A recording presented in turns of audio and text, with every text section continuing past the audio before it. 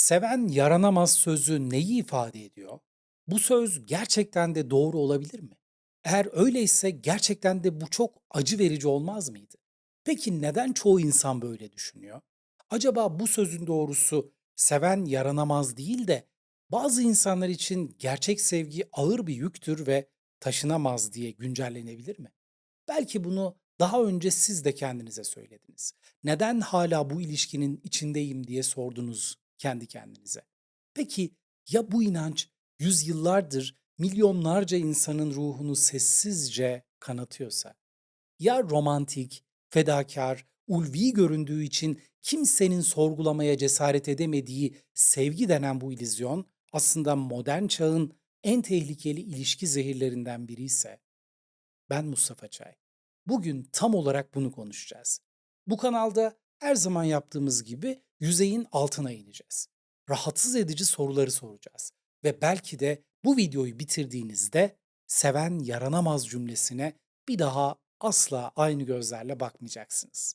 Hazırsanız başlayalım. Seven yaranamaz sözü neden çoğu insan için bu kadar gerçek?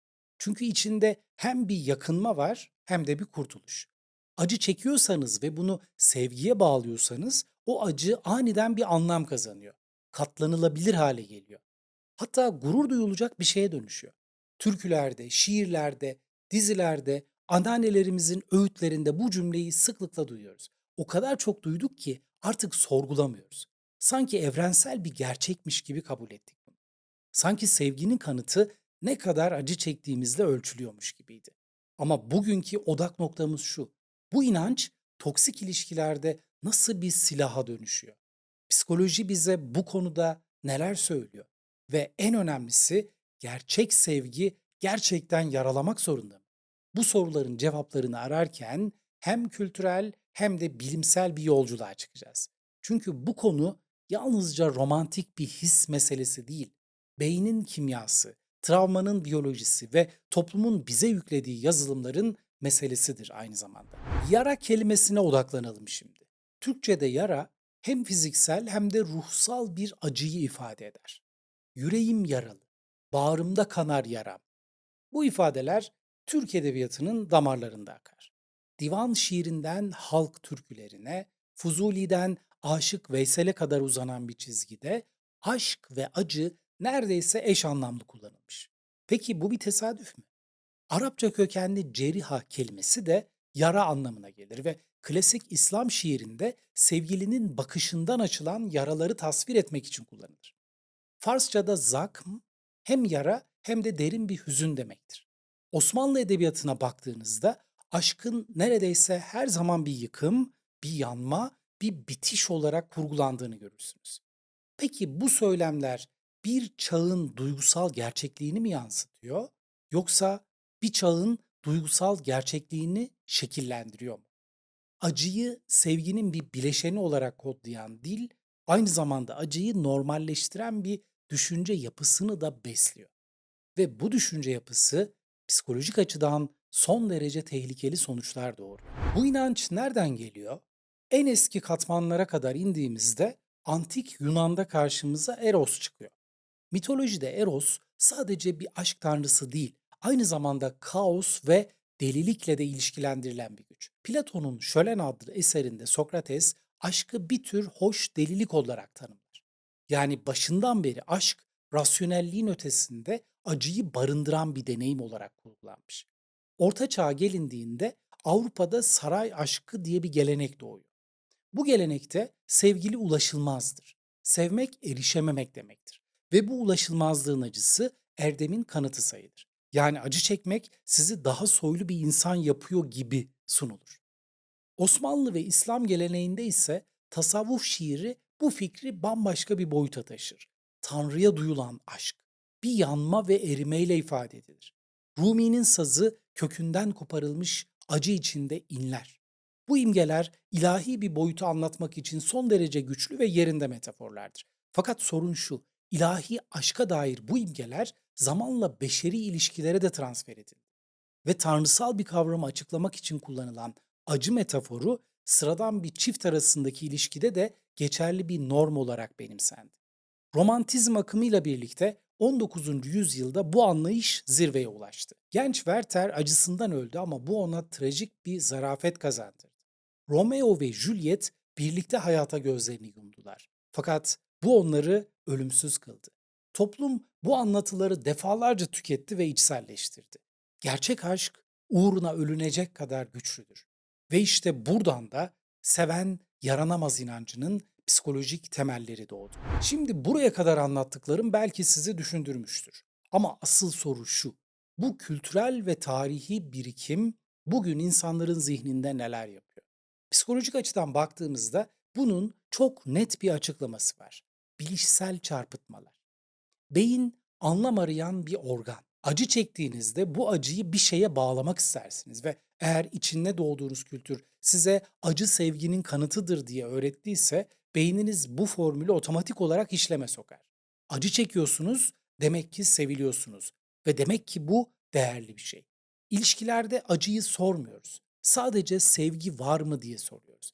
Ve acı varsa bunu sevginin varlığına kanıt sayıyoruz. Ama bu son derece tehlikeli bir mantık hatası. Psikolojide travma bağı olarak bilinen bir kavram var. Bu mekanizma şöyle işliyor. İstismar içeren bir ilişkide olumsuz deneyimlerle olumlu deneyimler birbirini takip ediyor. Aşağılanma, ardından şefkat, değersizleştirme ve ardından sensiz yapamam sözleri. Reddedilme ve ardından gelen kucaklanma. Ve bu döngü beyinde tam anlamıyla bir bağımlılık yaratan kimyasal süreç başlatıyor. Araştırmalar gösteriyor ki travma bağına giren bir kişinin beynindeki dopamin ve kortizol dalgalanmaları madde bağımlılığındaki dalgalanmalarla neredeyse aynı.